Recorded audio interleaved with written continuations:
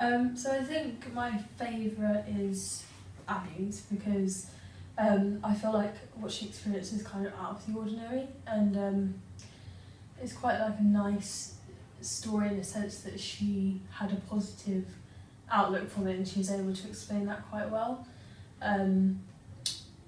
I think that Niles was my second favourite.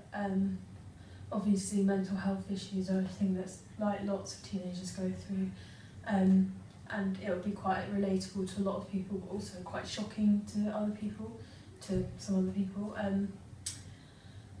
Yeah, and I just thought he explained it really well and was really eloquent with the way he spoke about it.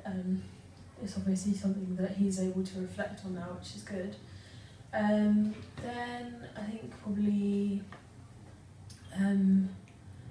Ursula's is probably next because again she explained her point quite well, and I think that a lot of people go through problems with their parents.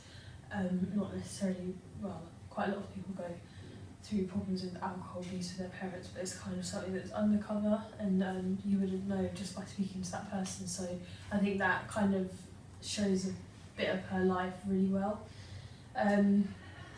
Then I'd say Beth's, because again, this is another thing that's a lot of people go through, and I think that Beth spoke about her point as well as she could have.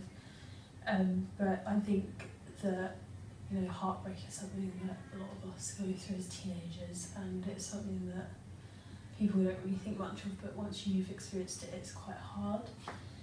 And then I'd say Keely's was last just because there's two of the same sort of issue being spoken about, and I think that one of them, the weaker one should be taken out, because then you've got like all different points being spoken about.